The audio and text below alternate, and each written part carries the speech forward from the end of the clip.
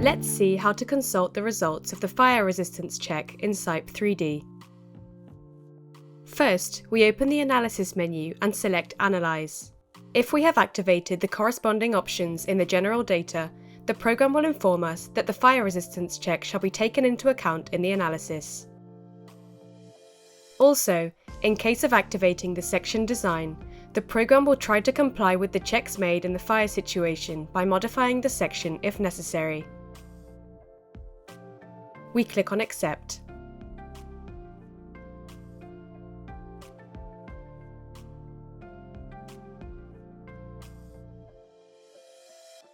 Once we have finished, we can consult the checks carried out by opening the Analysis menu again and selecting the Check Elements option.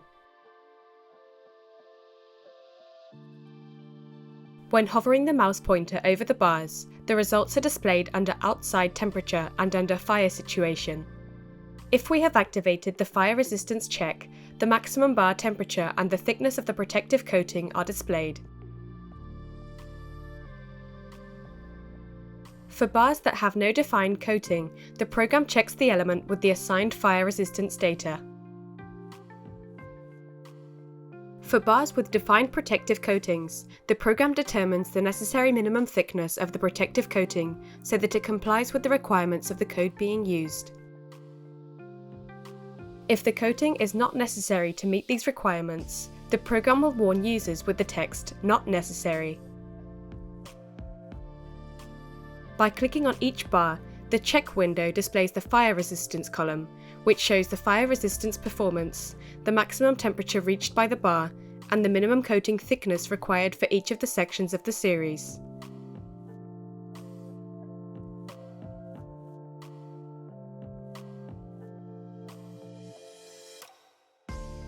If we have calculated the critical temperature, this value is displayed when we move the mouse pointer over the bars. When clicking on the bars, the fire resistance column also shows the critical temperature for each section of the series.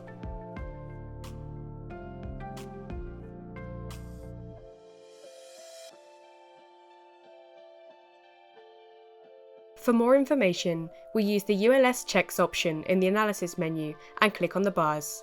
This will list the detailed checks for both resistance at ambient temperature and fire resistance.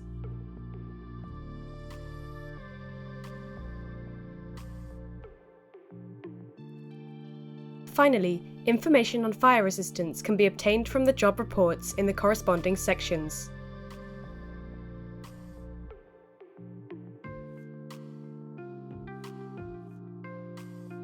In the Reports window, we open Structure on the first level. In the second level, we open Results, and in the third level, Bars. Then, we select Resistance and click Accept.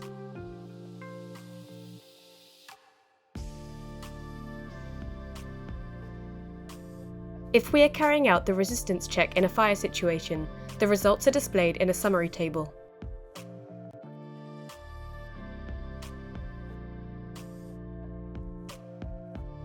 In the different columns of the table, we indicate the resistance use and the worst-case forces under fire conditions, the minimum necessary coating thickness for each of the bars,